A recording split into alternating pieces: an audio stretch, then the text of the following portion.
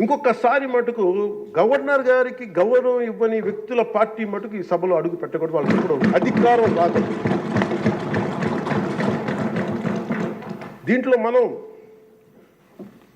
ప్రజాస్వామ్యం కేవలం ఎన్నికల విజయాలతో పరిపూర్ణం కాదు అధ్యక్ష. మంచి పరిపాలన అందించాలంటే జవాబుదారీతనంతో కూడిన చర్చలు అవసరం అధ్యక్ష. ప్రతిపక్షం అనేది లేదు. నేను చెప్పాను, మాకంటే ఒక సీట్ వచ్చినా మీరు ప్రతిపక్షంలో కూర్చున్నారు కానీ నేను సంతోషంగా ఉంటానంటే పాపం లేదు. మీ ప్రజలు మీకు ఇవ్వలేదు అవకాశం. లేదు, మాకు దామాషా పద్ధతి ప్రకారం పర్సంటేజ్ ప్రకారమే మాకు ఓట్లు మాకు ప్రతిపక్షం కావాలంటే they should go to Germany అధ్యక్ష. అక్కడ ప్రాసెస్ ఉంది, అక్కడ ఫెసిలిటీ ఉంది, అక్కడ సౌలభ్యం ఉంది. మీరందరూ తలా కాంట్రిబ్యూషన్ చేసిన సభ్యులందరూ వాళ్ళకి కూర్చొని ఫ్లైట్కి వెళ్ళేసి పంపిస్తాం అధ్యక్ష. అంటే ఇక్కడ మనకున్న, అంటే మనం సరదాగా మాట్లాడుకున్న మనకున్న బాధ్యత, మనమే అధికార పార్టీ, మనమే మన గౌరవ ముఖ్యమంత్రి గారు చెప్పారు అధ్యక్ష, మనమే ప్రతిపక్షంగా కూడా ప్రవర్తించాలని. అంటే నిర్మాణాత్మక ప్రతిపక్షంగా యాజ్ ఎ కాన్షియస్ కీపర్గా.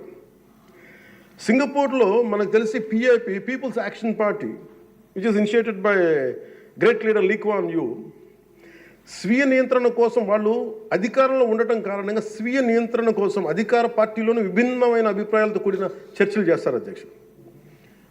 భారతదేశ స్వాతంత్రం వచ్చాక పార్లమెంటు మొట్టమొదటి సమావేశ సందర్భం ప్రస్తుత సభకి ప్రజలు ఇచ్చిన తీర్పును ప్రతిబింబిస్తుంది. అప్పుడు ఇతర పార్టీ నుండి గెలిచిన అంబేద్కర్ గారిని న్యాయశాఖ మంత్రిగా నియమించారు. ప్రతిపక్ష జనసంఘ చెందిన శ్యాంప్రసాద్ ముఖర్జీ నెహ్రూ గారు మంత్రివర్గంలో చేర్చుకున్నారు. వారు బాబు రాజేంద్ర ప్రసాద్ గారిపై అనేక నిర్ణయాలపై విభేదించేవాళ్ళు.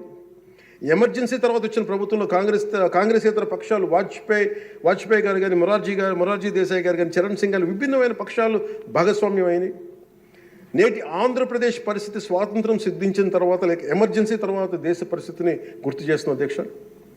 రెండో ప్రపంచ యుద్ధంలో కూడా బ్రిటన్కి జాతీయ ఐక్యత అవసరమైనందున లేబర్ పార్టీ నాయకుడు అట్లీ చర్చిల్ సంకీర్ణ మంత్రివర్గంలో మంత్రి అయ్యారు. మా పార్టీ, మా కూటమి పాత తరం విలువలతో కూడిన రాజకీయం చేస్తాం అధ్యక్ష. అందుకు ఈ ఇబ్బందులను మేము నిలబడతాం.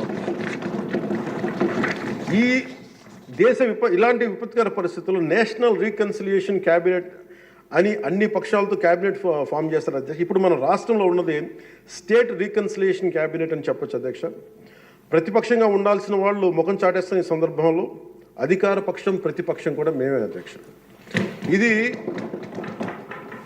ఒక్కోసారి మాలో మేము ఉదాహరణకి టీటీడీలో ఒక తప్పు జరిగింది అధ్యక్ష. చిన్నది పాలనా ఇష్యూ, అది కొన్ని ప్రాణాలు కోల్పోయాయి. ఆ రోజు నేను వాళ్ళందరికీ వెళ్ళి క్షమాపణ చెప్పాను అధ్యక్ష.